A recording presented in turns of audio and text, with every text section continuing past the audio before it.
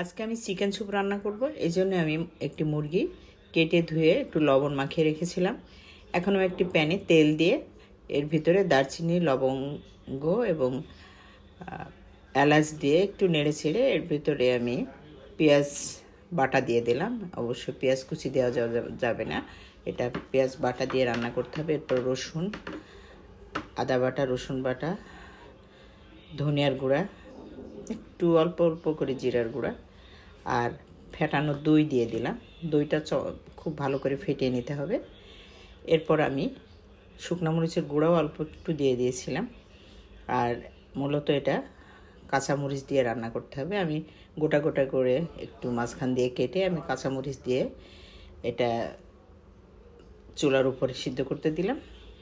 এখন আমি 2 টুকরা ব্লেন্ড করে নিলাম, 2 টুকরা দুধ দিয়ে ব্রেড ব্লেন্ড করে নিয়ে রেখে দিলাম। কিছু আস্ত গোলমরিচও দিয়ে দিয়েছি, এটা দেখতেও ভালো লাগবে এবং গন্ধটাও খুব সুন্দর হবে। এখন আমি এটা কষিয়ে কষিয়ে রান্না করব। এই চিকেন স্যুপ খেতে অসাধারণ লাগে। আমাদের দেশীয় হোটেলগুলোতে সকালবেলায় রুটি বা পরোটার সাথে এই চিকেন স্যুপ রান্না করে তারা। তো এটা আসলে এত মজা লাগে, আমার মেয়ের খুব পছন্দের একটা রেসিপি। আমি এটা মাঝে মাঝেই রান্না করি আমার পরিবারের জন্য। চিকেন প্রায় কষানো শেষ, তেল উঠে এসেছে। এরপর ব্রেডের সাথে ব্লেন্ড করা দুধ ছিল, এটা দিয়ে দিলাম। এরপর একটু নেড়ে নেড়ে আমি হালকা একটু কষিয়ে নিয়ে পরিমাণ মতো এর ভিতর ফুটন্ত গরম পানি দিয়ে দিলাম, ঢাকা দিয়ে রাখলাম।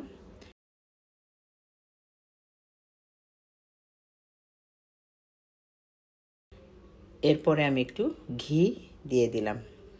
ঘি বাসায় না থাকলে দরকার নাই, কিন্তু ঘিটা দিলে একটু ঘ্রাণটা সুন্দর হয়। অল্প আমি যেহেতু একটু দই দিয়ে আছে তাই আমি একটু চিনিও এখানে দিয়ে দিয়েছি।